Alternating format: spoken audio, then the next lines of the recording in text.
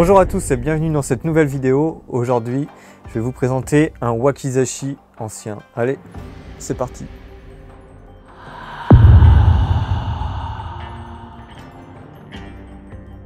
Je vais vous raconter plus en détail l'histoire de ce wakizashi là. Donc, il a été expertisé au NBTHK au Japon.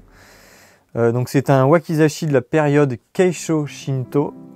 Il a été forgé par Yamato Daijo Fujiwara Masanori. C'était un forgeron qui était spécialiste, en fait, qui travaillait exclusivement pour les daimyo à Echizen. Maintenant, c'est la préfecture de Fukui. Et il faisait de très bons sabres. Ce wakizashi en fait partie. Le hamon et le jigane sont excellents et sont très bien préservés. Les caractéristiques de la période Keisho Shinto sont bien exprimées au travers de cette lame. La longueur de la lame est de 542 mm, la courbe est de 10 mm, la longueur totale est de 795 mm, le motohaba est de 28,9 mm, le sakihaba est de 20,5 mm, le motokasane est de 6,3 mm, le sakikasane est de 4,6 mm, le poids de la lame est de 491 grammes et le poids total est de 771 grammes. Je vais vous montrer, donc il y a deux certificats avec ce sabre là, donc ce wakizashi. D'enregistrement normal, on va dire, qui est commun à peu près tous les sabres basiques. Donc je vais vous le montrer. Alors c'est celui-là.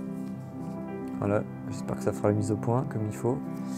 Et celui-là est un qui est un peu plus rare, c'est le Tokubetsu Ozon. Voilà. Donc je vais vous montrer à quoi ça ressemble. Voilà, donc ça se déplie comme ça, voilà. Voilà, donc là, on a de ce côté-là, on a le manche en fait qui a été décalqué avec la signature du forgeron. Voilà. Et puis après à droite, on a toutes les spécificités du sabre plus en détail, voilà. Donc en fait, ce papier prouve que ce sabre en fait est de qualité, on va dire, supérieure à ce qu'on pourrait trouver basiquement sur un sabre. En fait, ce qu'il faut savoir, c'est qu'il y a 4 classes de classification et sur 4, celui-là, c'est le deuxième. On va dire que le premier, c'est vraiment, c'est juste l'enregistrement au Japon pour dire que c'est une lame ancienne et que c'est digne d'être préservé, mais sans plus. Celui-là, c'est pour dire que c'est digne de préservation plus, on va dire, un peu plus rare à trouver. Au-dessus, on a les sabres qui sont vraiment super rares, on va dire. Et encore au-dessus, donc le dernier grade, c'est les sabres qui sont classés au patrimoine du Japon, donc qui sortent pas des musées, quoi. Donc celui-là, c'est la deuxième catégorie sur 4. Voilà, donc c'est plutôt pas mal. Donc je vais vous montrer le sabre plus en détail. Donc vous inquiétez pas, la vidéo sera moins longue que la dernière que j'avais fait parce que l'autre durait 25 minutes. Ça fait un peu long effectivement. Celle-là, je vais essayer de faire la moitié. On va essayer. Donc voilà, je vais vous présenter ça. Donc là, on peut voir qu'il est en Shirazaya, comme sur l'autre. Sauf que si on regarde bien le mekugi, on voit que là, il est fait en corne de buffle. Voilà, et puis il y a un insert blanc qui sert à bloquer le mekugi.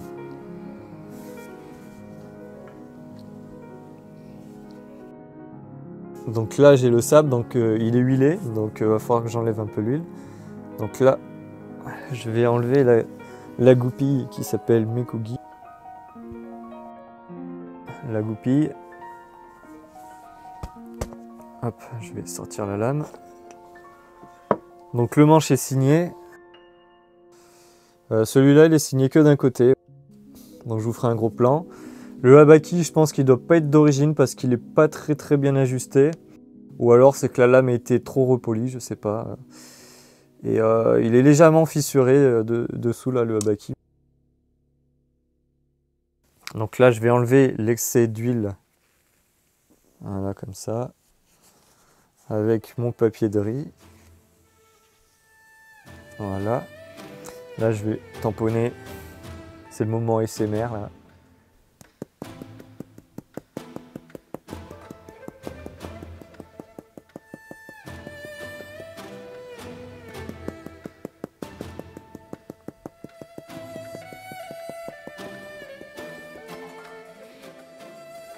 Donc là,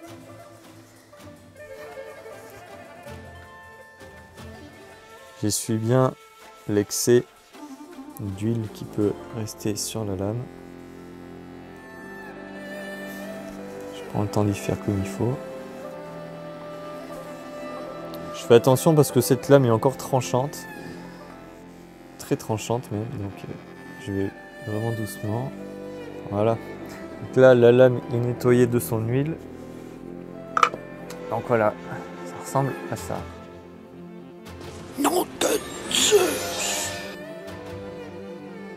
Donc je vais vous faire un gros plan pour vous montrer plus en détail. Je vais le remettre sur le support. Et puis je vais vous faire un gros plan.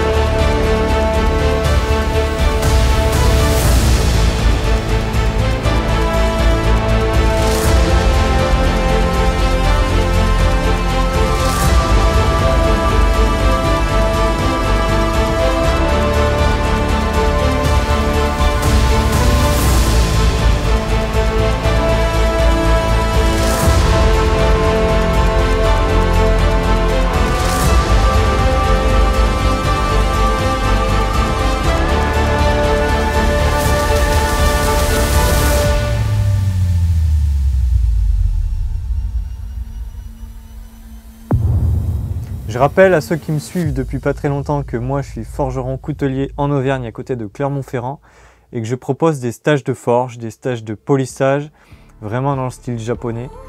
Donc si ça t'intéresse, n'hésite pas à aller faire un tour sur mon site internet qui sera affiché ici.